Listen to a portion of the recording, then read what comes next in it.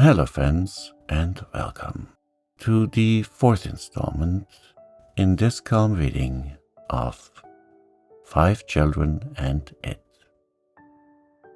Tonight I will be reading for you 2 chapters, Chapter 4, Wings, as well as Chapter 5, No Wings. And now, let us find that special place where we can safely relax, unwind, and let us begin these chapters. Chapter 4, Wings. The next day was very wet, too wet to go out, and far too wet to think of disturbing a sand fairy so sensitive to water that he still, after thousands of years, felt the pain of once having had his left whisker wetted. It was a long day, and it was not till the afternoon that all the children suddenly decided to write letters to their mother. It was Robert who had the misfortune to upset the inkpot, an unusually deep and full one, straight into the part of Anthea's desk, where she had long pretended that an arrangement of gum and cardboard painted with Indian ink was a secret drawer. It was not exactly Robert's fault. It was only his misfortune that he chanced to be lifting the ink across the desk just at the moment when Anthea had got it open, and that same moment should have been the one chosen by the lamb to get under the table and break his squeaking bird. There was a sharp, convenient wire inside the bird, and of course the lamb ran the wire into Robert's leg, and so, without anyone's meaning to, the secret drawer was flooded with ink.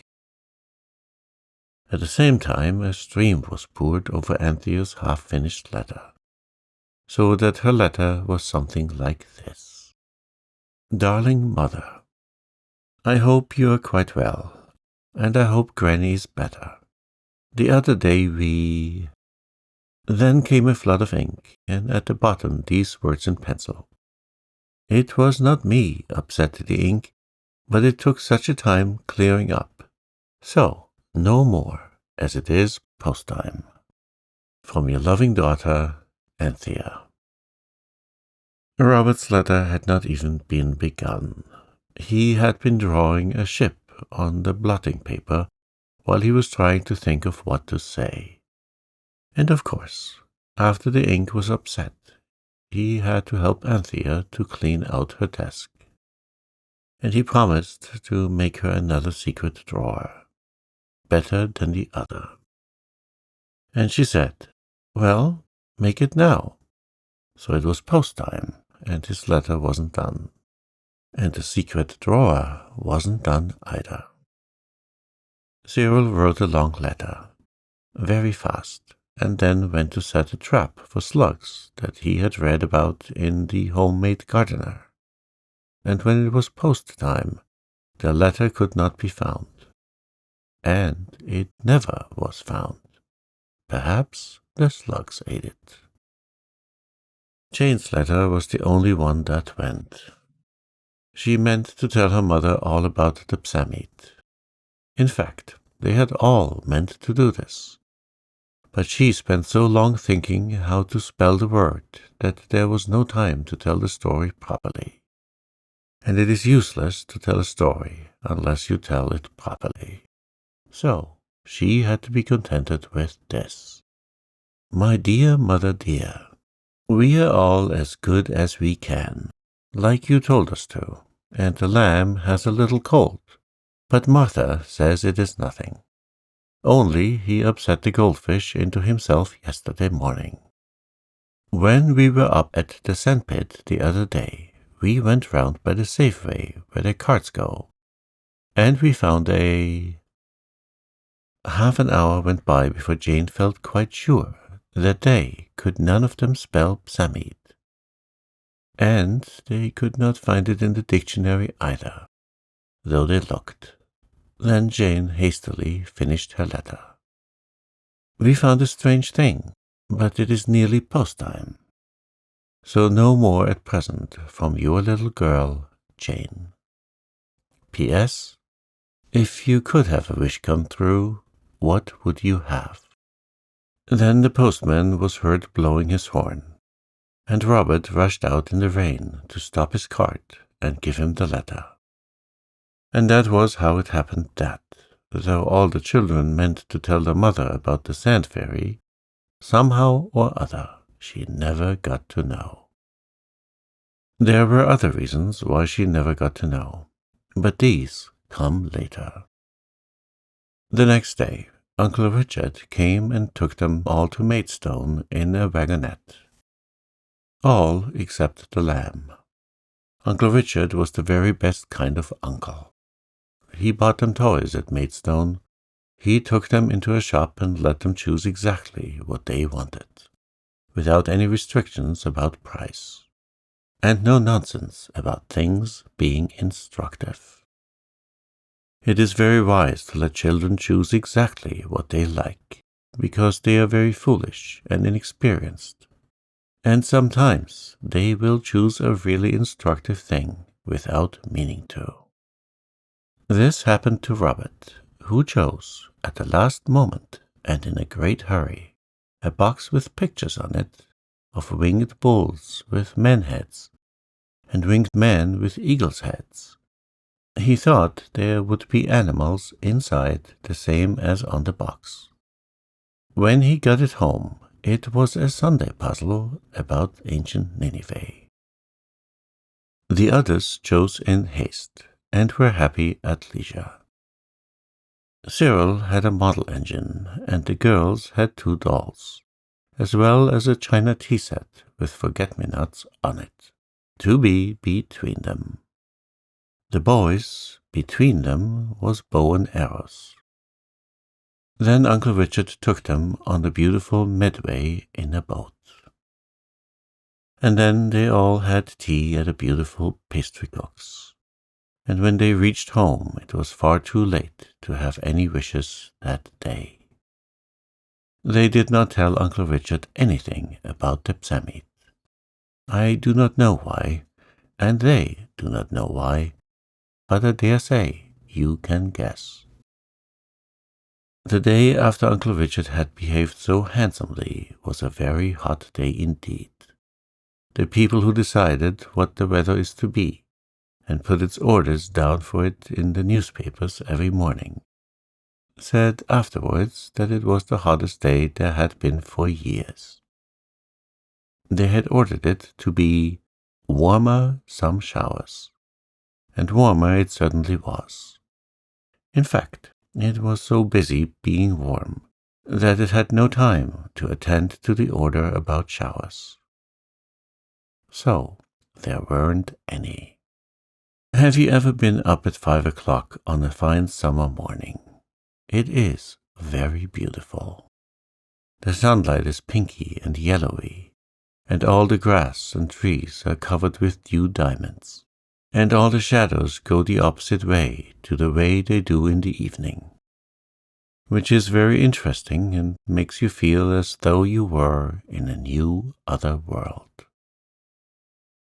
Anthea awoke at 5.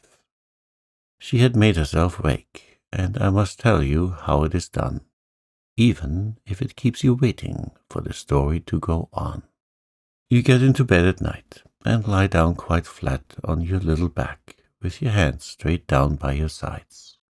Then you say, I must wake up at 5, or 6, or 7, or 8, or 9, or whatever the time is that you want. And as you say it, you push your chin down on your chest, and then bang your head back on the pillow. And you do this as many times as there are ones in the time you want to wake up at. It is quite an easy sum.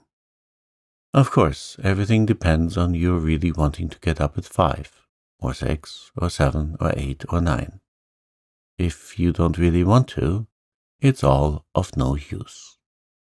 But if you do, well, try it and see. Of course, in this, as in doing Latin proses or getting into mischief, practice makes perfect. Anthea was quite perfect. At the very moment when she opened her eyes, she heard the black and gold clock down in the dining room strike 11. So she knew it was 3 minutes to 5. The black and gold clock always struck wrong, but it was all right when you knew what it meant. It was like a person talking a foreign language. If you know the language, it is just as easy to understand as English. And Anthea knew the clock language. She was very sleepy, but she jumped out of bed and put her face and hands into a basin of cold water. This is a fairy charm that prevents your wanting to get back into bed again. Then she dressed and folded up her nightgown. She did not tumble it together by the sleeves, but folded it by the seams from the hem. And that will show you the kind of well-brought-up little girl she was. Then she took her shoes in her hand and crept softly down the stairs. She opened the dining room window and climbed out. It would have been just as easy to go out by the door, but the window was more romantic and less likely to be noticed by Martha. "I will always get up at 5, she said to herself. It was quite too awfully pretty for anything. Her heart was beating very fast, for she was carrying out a plan quite her own. She could not be sure that it was a good plan, but she was quite sure that it would not be any better if she were to tell the others about it. And she had a feeling that, right or wrong, she would rather go through with it alone. She put on her shoes under the iron veranda, on the red and yellow shining tiles, and then she ran straight to the sandpit and found Ipsamit's place, and dug it out.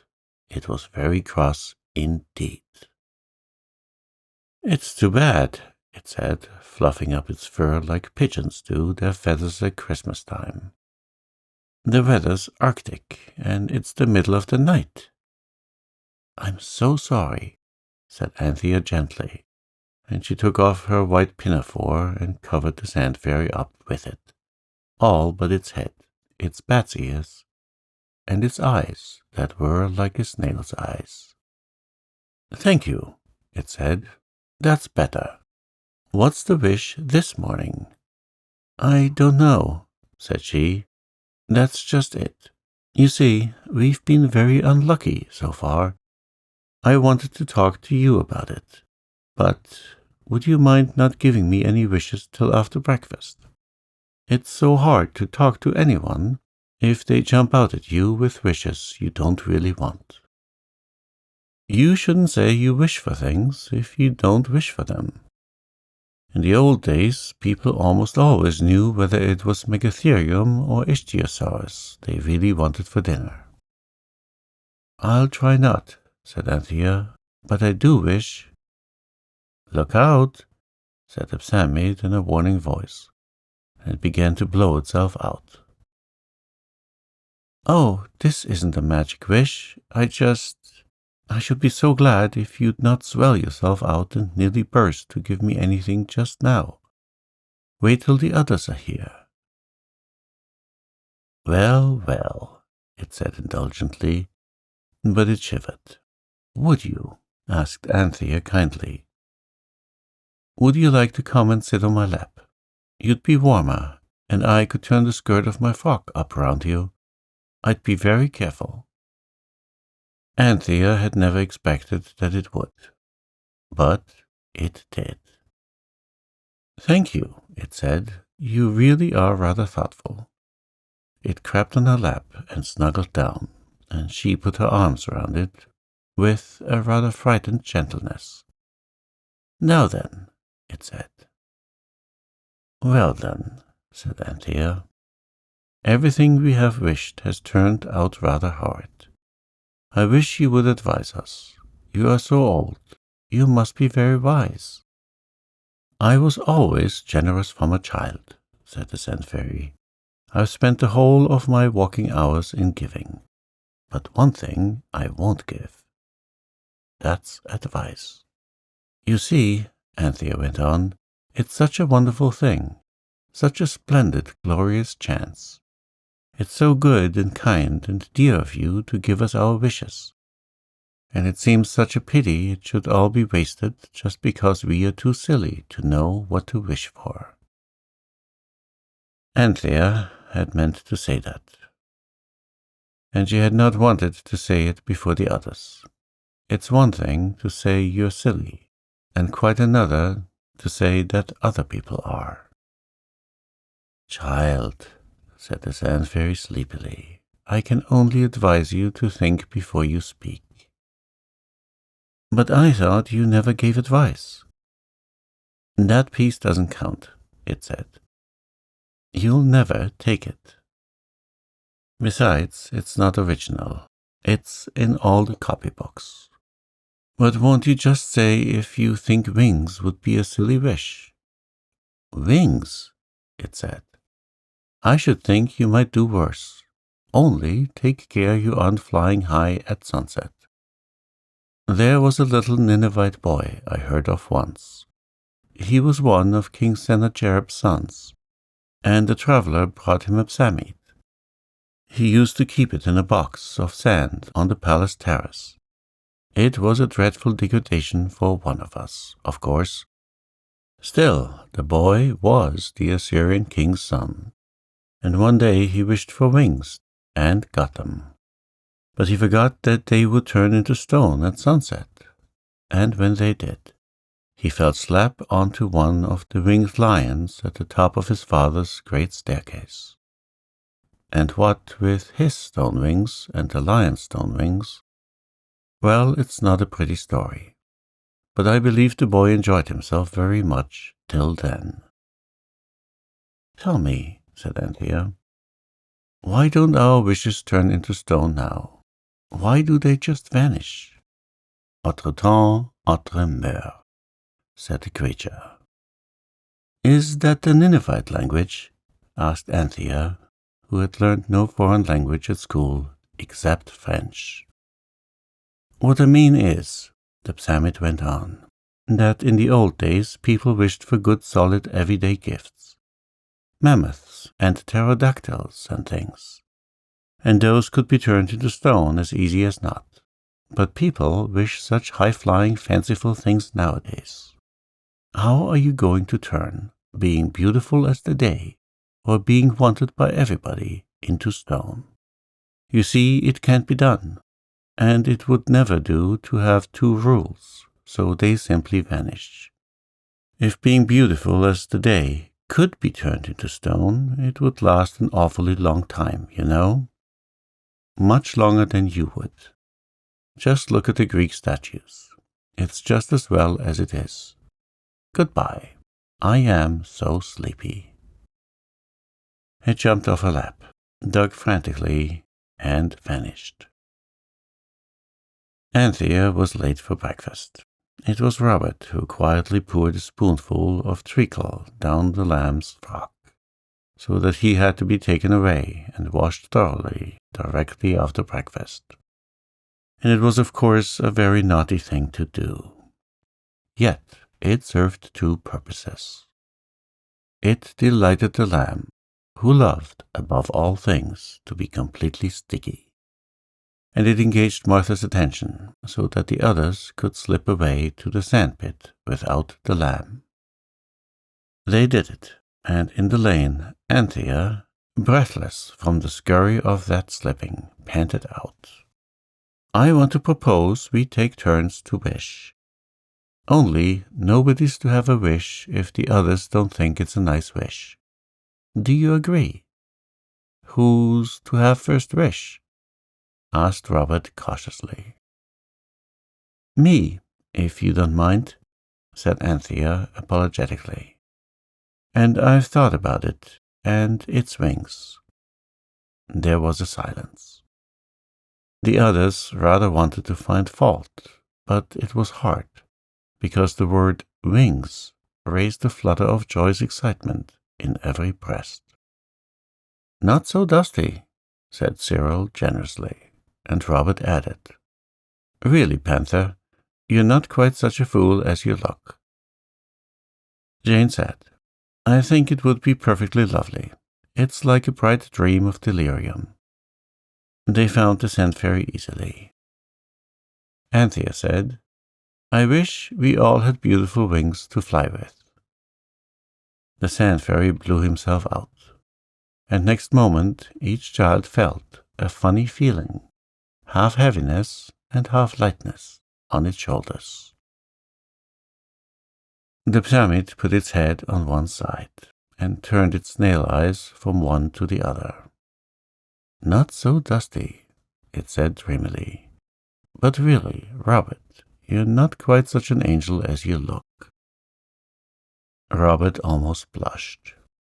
The wings were very big, and more beautiful than you can possibly imagine, for they were soft and smooth, and every feather lay neatly in its place.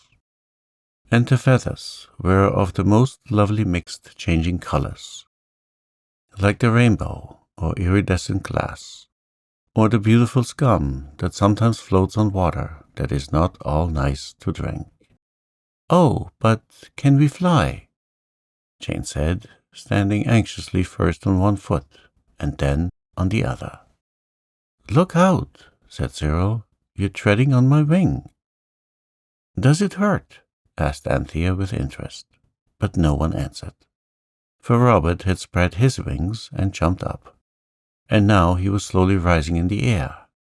He looked very awkward in his knickerbocker suit. His boots in particular hung helplessly, and seemed much larger than when he was standing in them. But the others cared but little how he looked, or how they looked for that matter, for now they all spread out their wings and rose in the air. Of course, you all know what flying feels like, because everyone has dreamed about flying, and it seems so beautifully easy, only you can never remember how you did it. And, as a rule, you have to do it without wings in your dreams, which is more clever and uncommon, but not so easy to remember the rule for. Now, the 4 children rose flapping from the ground, and you can't think how good the air felt running against their faces. Their wings were tremendously wide when they were spread out, and they had to fly quite a long way apart so as not to get in each other's way. But little things like this are easily learned. All the words in the English dictionary, and in the Greek lexicon as well, are, I find, of no use at all to tell you exactly what it feels like to be flying. So, I will not try. But I will say that to look down on the fields and woods, instead of along at them, is something like looking at a beautiful life map, where instead of silly colors on paper, you have real moving sunny woods and green fields laid out one after the other. As Cyril said, and I can't think where he got hold of such a strange expression, "It does you a fair treat." It was most wonderful and more like real magic than any wish the children had had yet. They flapped and flew and sailed on their great rainbow wings, between green earth and blue sky. And they flew right over Rochester, and then swerved round towards Maidstone, and presently they all began to feel extremely hungry. Curiously enough, this happened when they were flying rather low, and just as they were crossing an orchard where some early plums shone red and ripe. They paused on their wings. I cannot explain to you how this is done, but it is something like treading water when you are swimming, and hawks do it extremely well. "Yes, I dare say," said Cyril, though no one had spoken. "But stealing is stealing, even if you've got wings." "Do you really think so?" said Jane briskly. "If you've got wings, you're a bird, and no one minds birds breaking their commandments. At least, they may mind, but the birds always do it, and no one scolds them or sends them to prison. It was not so easy to perch on a plum tree as you might think, because the rainbow wings were so very large, but somehow they all managed to do it, and the plums were certainly very sweet and juicy. Fortunately, it was not till they had all had quite as many plums as were good for them that they saw a stout man, who looked exactly as though he owned the plum trees, come hurrying through the orchard gate with a thick stick, and with one accord they disentangled their wings from the plum-laden branches and began to fly. The man stopped short, with his mouth open, for he had seen the boughs of his trees moving and twitching, and he had said to himself, "The young varmints, at it again." And he had come out at once, for the lads of the village had taught him in past seasons that plums want looking after. But when he saw the rainbow wings flutter up out of the plum tree, he felt that he must have gone quite mad, and he did not like the feeling at all.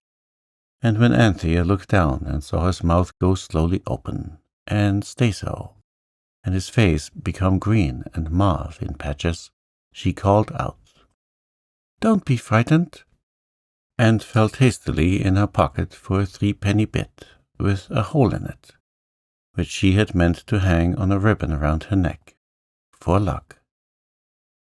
She hovered round the unfortunate plum owner and said, "We have had some of your plums. We thought it wasn't stealing, but now I am not sure. So here's some money to pay for them." She swooped down towards the terror-stricken grower of plums, and slipped the coin into the pocket of his jacket, and in a few flaps she had rejoined the others.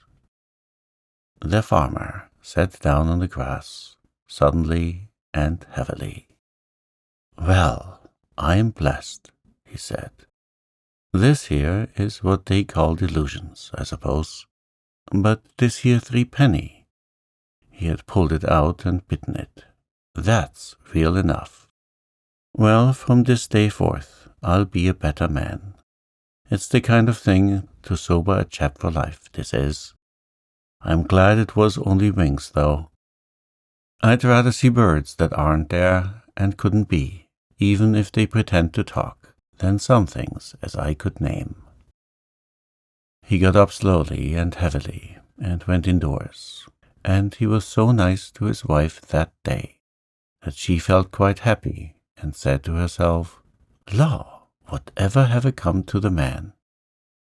and smartened herself up and put a blue ribbon bow at the place where her collar fastened on, and looked so pretty that he was kinder than ever. So perhaps the winged children really did do one good thing that day. If so, it was the only one, for really there's nothing like wings for getting you into trouble. But on the other hand, if you are in trouble, there is nothing like wings for getting you out of it. This was the case in the matter of the fierce dog, who sprang out at them when they had folded up their wings as small as possible and were going up to a farm door to ask for a crust of bread and cheese. For in spite of the plums, they were soon just as hungry as ever again. Now, there is no doubt whatever that, if the 4 had been ordinary wingless children, that black and fierce dog would have had a good bite out of the brown stockinged leg of Robert, who was the nearest. But at first growl, there was a flutter of wings, and the dog was left to strain at his chain and stand on his hind legs, as if he were trying to fly too. They tried several other farms, but at those where there were no dogs, the people were far too frightened to do anything but scream. And at last, when it was nearly 4 o'clock, and their wings were getting miserably stiff and tired, they alighted on a church tower and held a council of war. "We can't possibly fly all the way home without dinner or tea," said Robert with desperate decision. "And nobody will give us any dinner, or even lunch, let alone tea," said Cyril. "Perhaps the clergyman here might," suggested Anthea.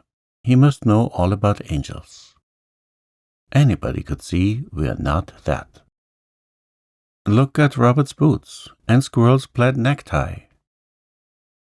"Well," said Cyril firmly, "if the country you're in won't sell provisions, you take them. In wars, I mean. I'm quite certain you do. And even in other stories, no good brother would allow his little sisters to starve, in the midst of plenty."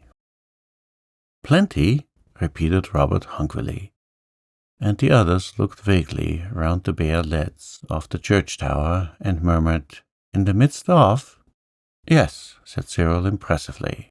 "There is a larder window at the side of the clergyman's house, and I saw things to eat inside. Custard pudding and cold chicken and tongue, and pies and jam.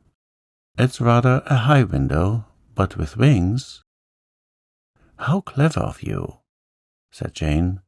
"Not at all," said Cyril modestly. "Any born general, Napoleon, or the Duke of Marlborough, would have seen it just the same as I did." "It seems very wrong," said Anthea. "Nonsense," said Cyril. "What was it Sir Philip Sidney said when the soldiers wouldn't stand him a drink? 'My necessity is greater than his.' We'll club our money, though, and leave it to pay for the things, won't we?" Anthea was persuasive, and very nearly in tears, because it is most trying to feel enormously hungry and unspeakably sinful at one and the same time. "Some of it," was the cautious reply. Everyone now turned out its pockets on the lead roof of the tower, where visitors for the last 150 years had cut their own and their sweethearts' initials with penknives in the soft lead. There was 5 and 7 halfpenny altogether, and even the upright Anthea admitted that that was too much to pay for 4 people's dinners. Robert said he thought 18 pence, and a half-crown was finally agreed to be handsome. So Anthea wrote on the back of her last term's report, which happened to be in her pocket, and from which she first tore her own name and that of the school, the following letter: "Dear Reverend Clergyman, we are very hungry indeed, because of having to fly all day. And we think it is not stealing when you are starving to death. We are afraid to ask you for fear you should say no, because of course you know about angels, but you would not think we were angels. We will only take the necessities of life, and no pudding or pie. To show you it is not greediness, but true starvation, that makes us make your larder stand and deliver. But we are not highwaymen by trade." "Cut it short," said the others with one accord, and Anthea hastily added, "Our intentions are quite honorable if you only knew. And here's 50 to show we are sincere and grateful. Thank you for your kind hospitality. From us 4. The 50 was wrapped in this letter, and all the children felt that when the clergyman had read it, he would understand everything as well as anyone could who had not seen the wings. "Now," said Cyril, "of course there's some risk. We'd better fly straight down the other side of the tower, and then flutter low across the churchyard and in through the shrubbery. There doesn't seem to be anyone about. But you never know.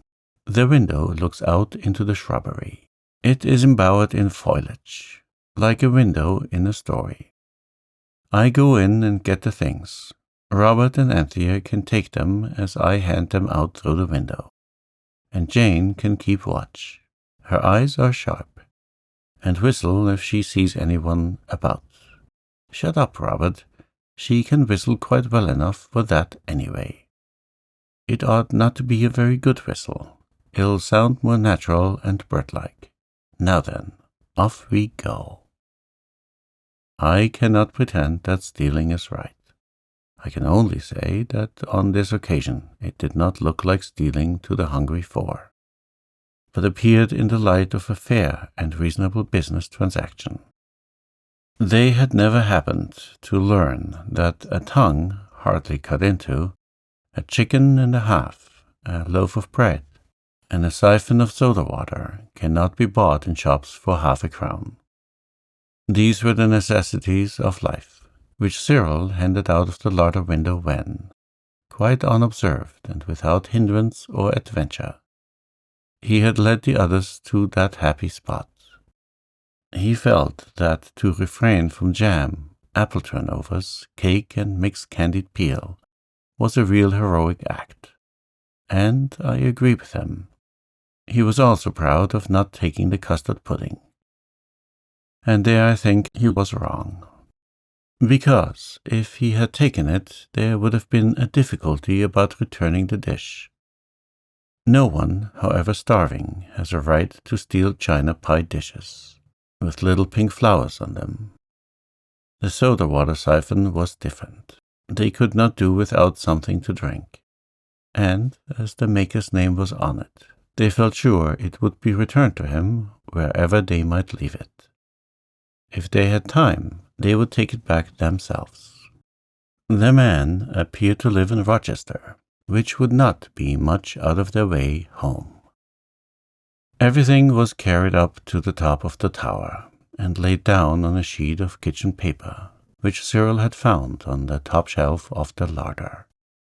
As he unfolded it, Anthea said, "I don't think that's necessity of life." "Yes, it is," said he. "We must put the things down somewhere to cut them up.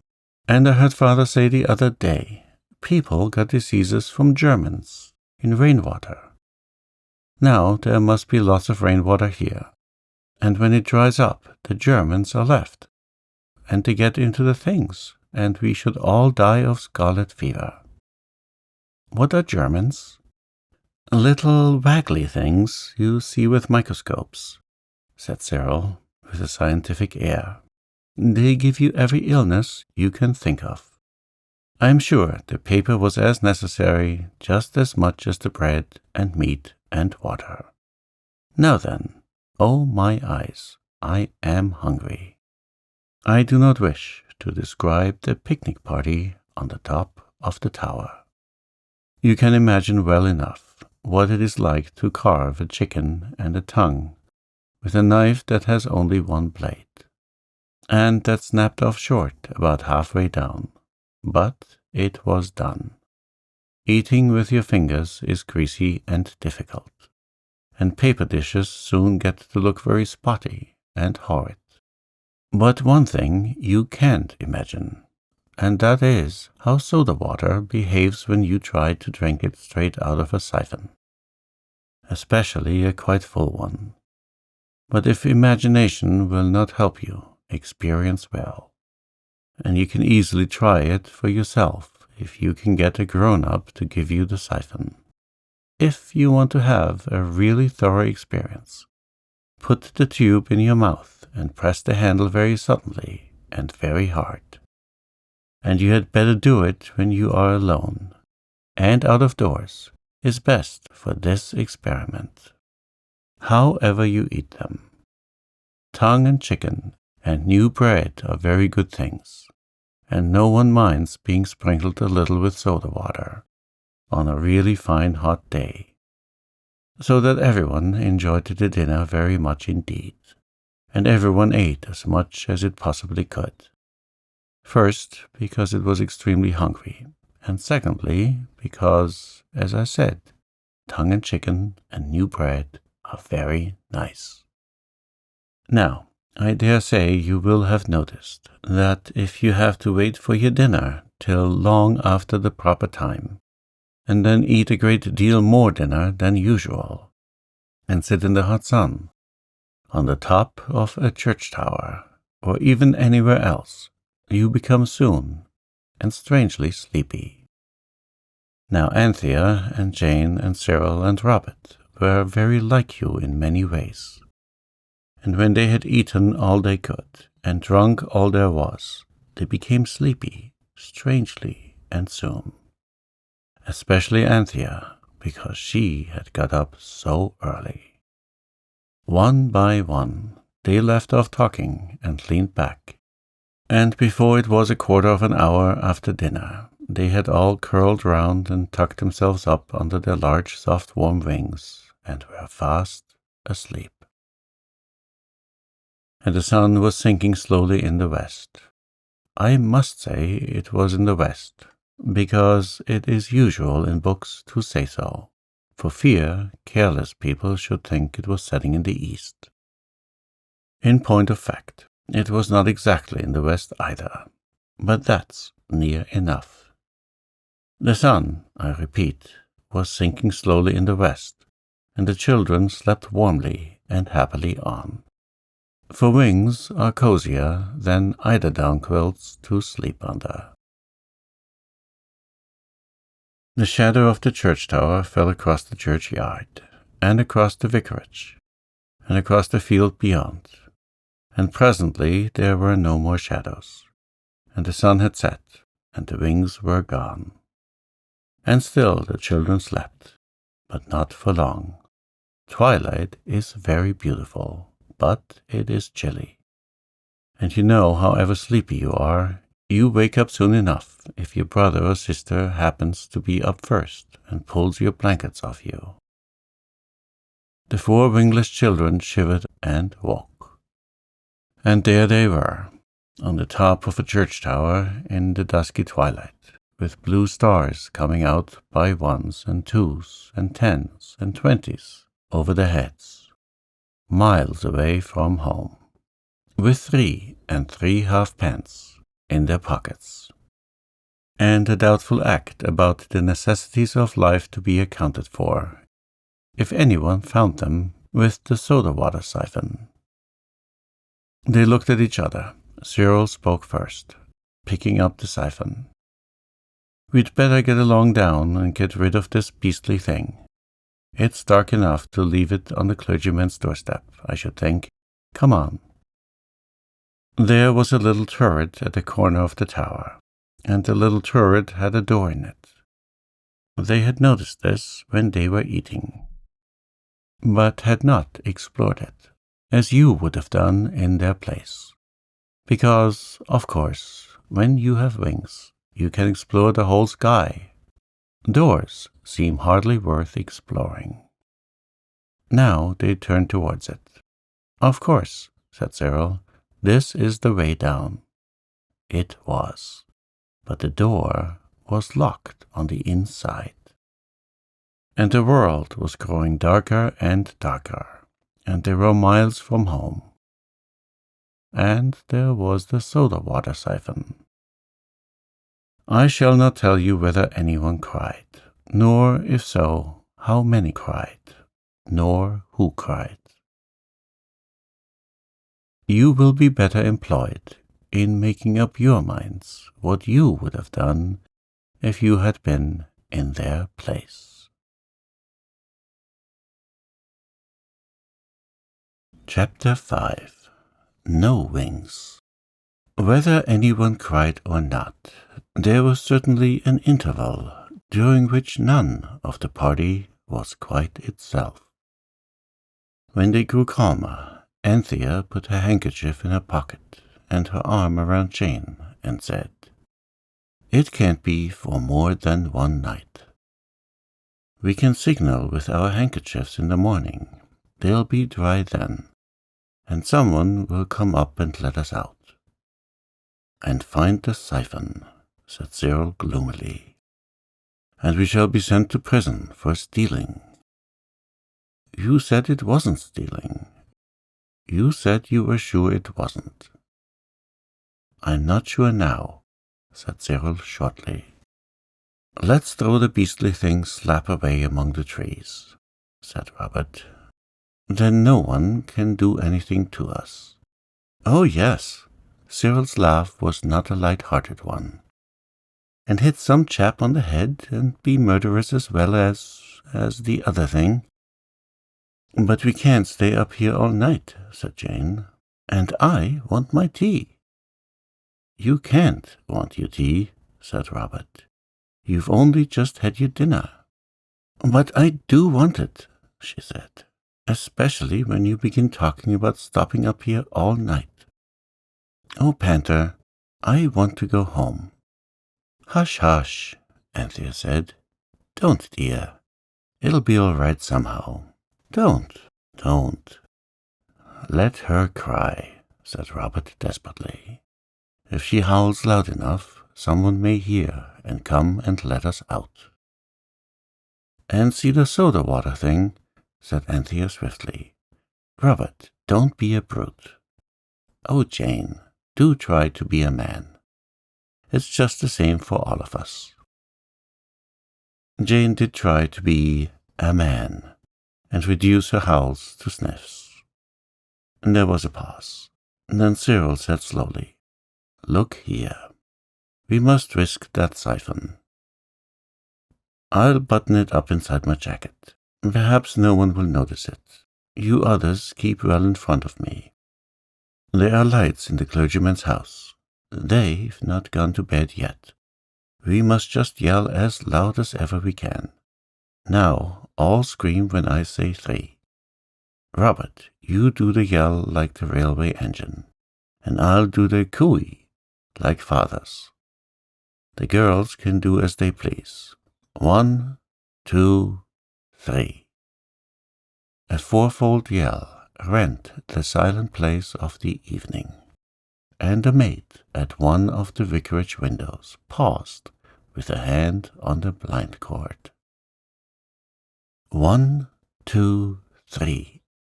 Another yell, piercing and complex, startled the owls and starlings to a flutter of feathers in the belfry below. The maid fled from the vicarage window and ran down the vicarage stairs and into the vicarage kitchen, and fainted as soon as she had explained to the manservant and the cook's cousin that she had seen a ghost. It was quite untrue, of course, but I suppose the girl's nerves were a little upset by the yelling. 1, 2, 3. The vicar was on his doorstep by this time, and there was no mistaking the yell that greeted him. Goodness me, he said to his wife. My dear, someone's being murdered in the church. Give me my hat and a thick stick, and tell Andrew to come after me. I expect it's the lunatic who stole the tongue. The children had seen the flash of light when the vicar opened his front door. They had seen his dark form on the doorstep, and they had paused for breath and also to see what he would do. When he turned back for his hat, Cyril said hastily, He thinks he only fancied he heard something. He don't half yell. Now, 1, 2, 3. It was certainly a whole yell this time, and the vicar's wife flung her arms round her husband and screamed a feeble echo of it. You shan't go, she said. Not alone. Jessie. The maid unfainted and came out of the kitchen. Send Andrew at once. There's a dangerous lunatic in the church, and he must go immediately and catch it. I expect he will catch it too, said Jessie to herself as she went through the kitchen door. Here, Andrew, she said, there's someone screaming like mad in the church, and the missus says you're to go along and catch it. Not alone, I don't, said Andrew in low, firm tones. To his master he merely said, Yes, sir. You heard those screams? I did think I noticed a sort of something, said Andrew. Well, come on then, said the vicar. My dear, I must go. Pushed her gently into the sitting room, banged the door, and rushed out, dragging Andrew by the arm. A volley of yells greeted them. As it died into silence, Andrew shouted, "Hello, you there! Did you call?"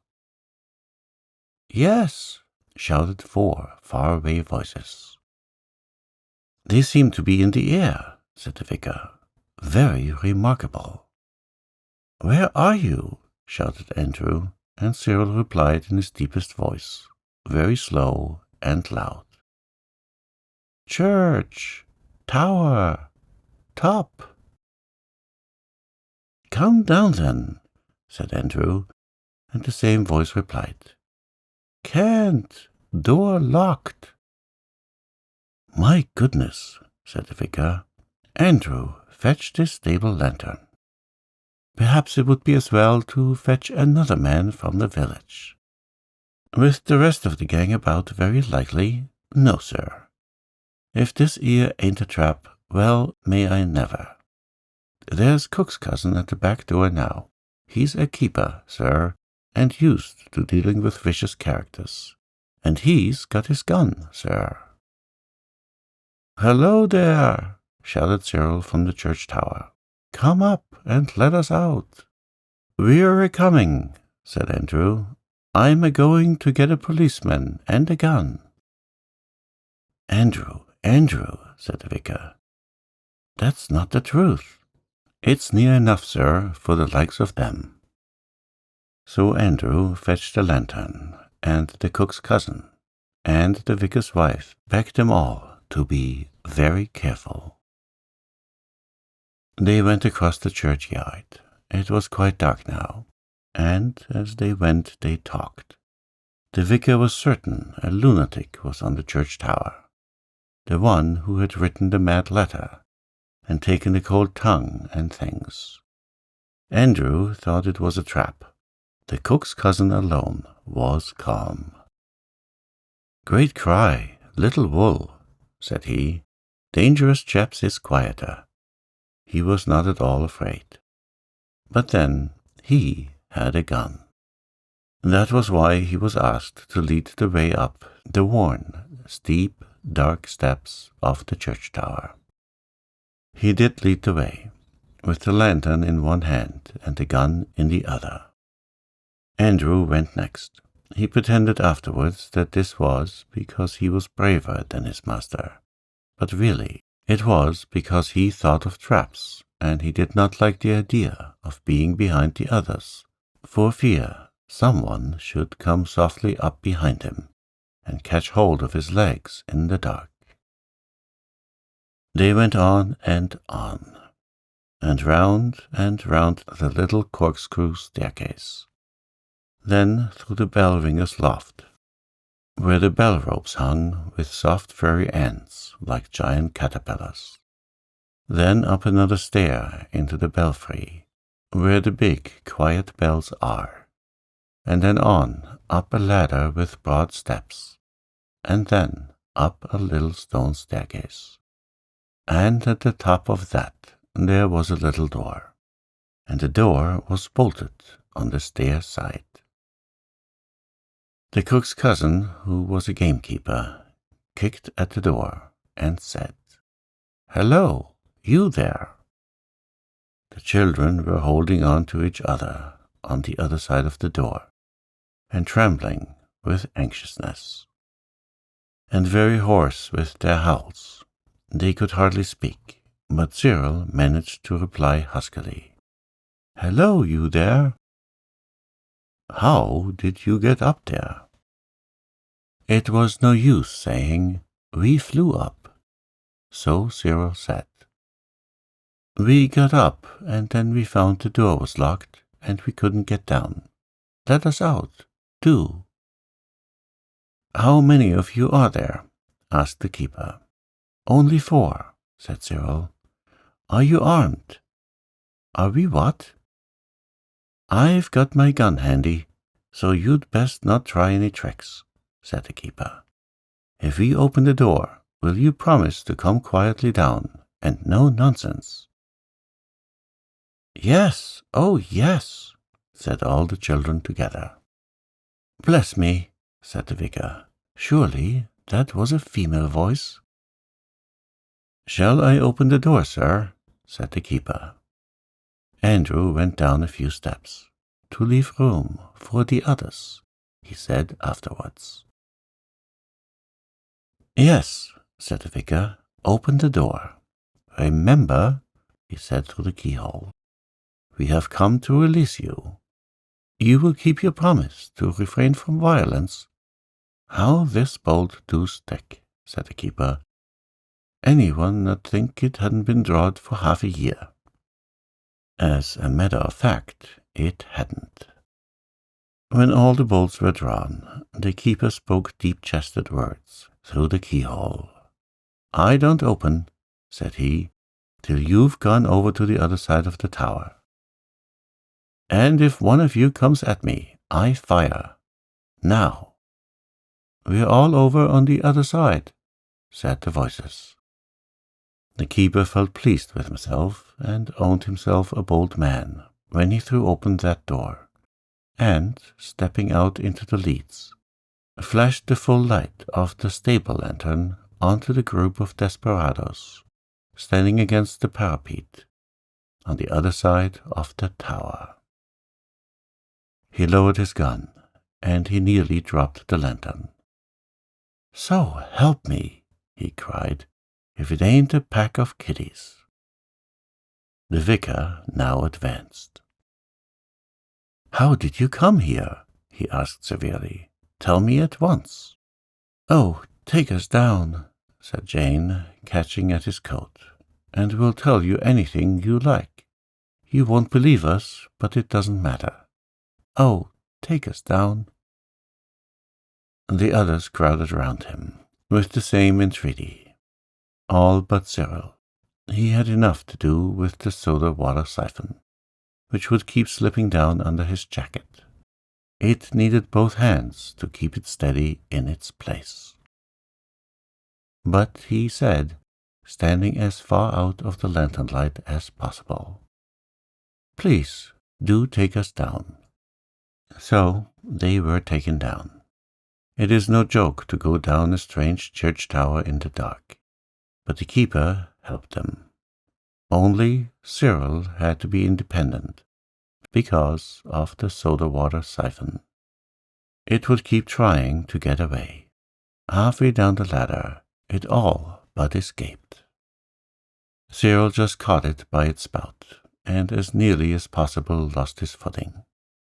He was trembling and pale when at last they reached the bottom of the winding stair, and stepped out onto the flags of the church porch.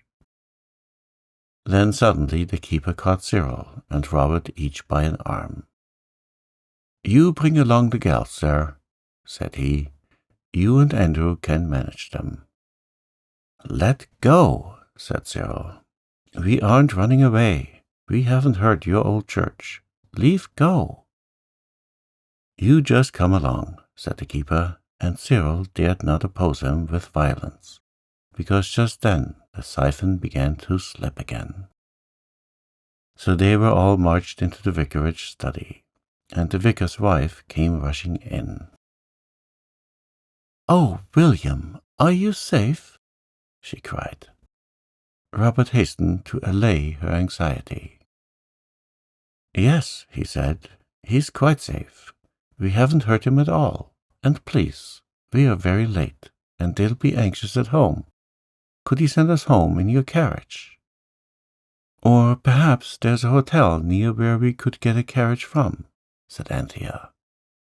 Martha will be very anxious as it is. The vicar had sunk into a chair, overcome by emotion and amazement.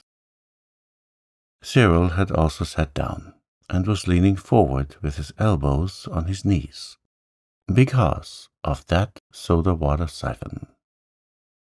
But how did he come to be locked up in the church tower? Asked the vicar. We went up, said Robert slowly, and we were tired, and we all went to sleep. And when we woke up, we found the door was locked, so we yelled. "I should think you did," said the vicar's wife. "Frightening everybody out of their wits like this. You ought to be ashamed of yourselves." "We are," said Jane gently. "But who locked the door?" asked the vicar. "I don't know at all," said Robert with perfect truth. "Do please send us home." "Well, really," said the vicar, "I suppose we'd better. Andrew, put the horses through, and you can take them home." "Not alone, I don't," said Andrew to himself. "And," the vicar went on, "let this be a lesson to you." He went on talking, and the children listened miserably. But the keeper was not listening. He was looking at the unfortunate Cyril. He knew all about poachers, of course, so he knew how people look when they are hiding something. The vicar had just got to the part about trying to grow up to be a blessing to your parents, and not a trouble and a disgrace, when the keeper suddenly said, "Ask him what he's got there under his jacket." And Cyril knew that concealment was at an end. So he stood up and squared his shoulders and tried to look noble, like the boys in books that no one could look in the face of and doubt that they come of brave and noble families, and will be faithful to the death.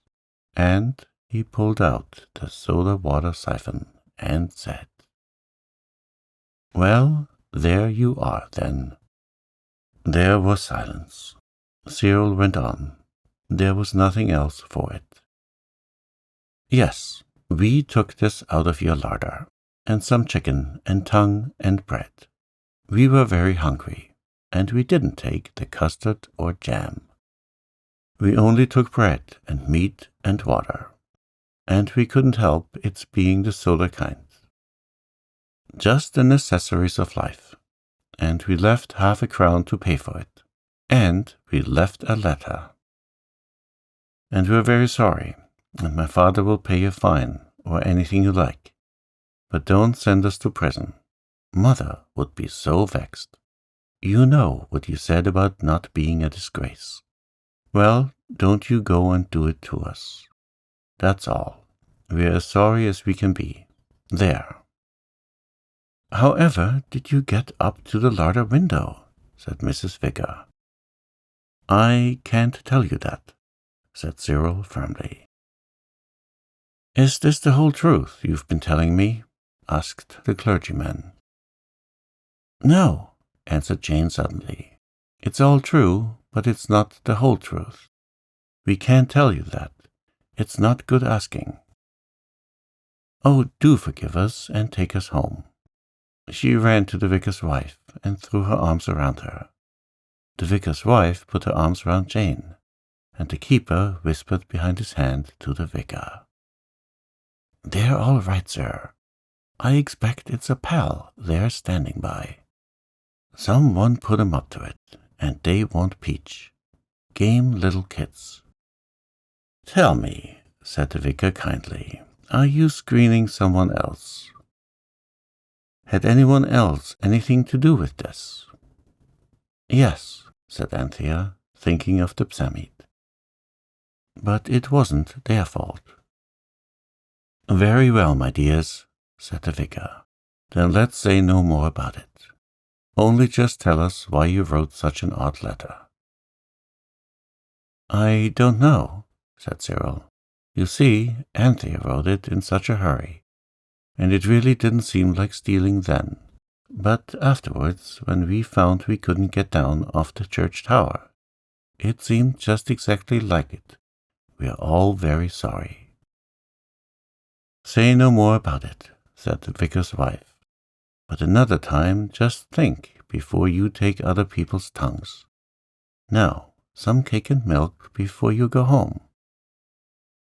When Andrew came to say that the horse was put to, and was he expected to be led alone into the trap that he had plainly seen from the first, he found the children eating cake and drinking milk and laughing at the vicar's jokes. Jane was sitting on the vicar's wife's lap. So you see, they got off better than they deserved. The gamekeeper, who was the cook's cousin, asked leave to drive home with them, and Andrew was only too glad to have someone to protect him from the trap he was so certain of. When the wagonette reached their own house, between the chalk quarry and the gravel pit, the children were very sleepy, but they felt that they and the keeper were friends for life. Andrew dumped the children down at the iron gate without a word. "You get along home," said the vicarage cook's cousin, who was a gamekeeper. "I'll get me home on Shank's mare." So Andrew had to drive off alone, which he did not like at all.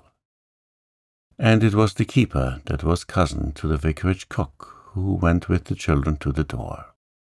And when they had been swept to bed in a whirlwind of reproaches, remained to explain to Martha and the cook and the housemaid exactly what had happened. He explained so well that Martha was quite amiable the next morning. After that, he often used to come over and see Martha. And in the end, but that is another story, as dear Mr. Kipling says. Martha was obliged to stick to what she had said the night before about keeping the children indoors the next day for a punishment. But she wasn't at all snarky about it, and agreed to let Robert go out for half an hour to get something he particularly wanted. This, of course, was the day's wish. Robert rushed to the gravel pit, found the psammite, and presently wished for... But that, too, is another story.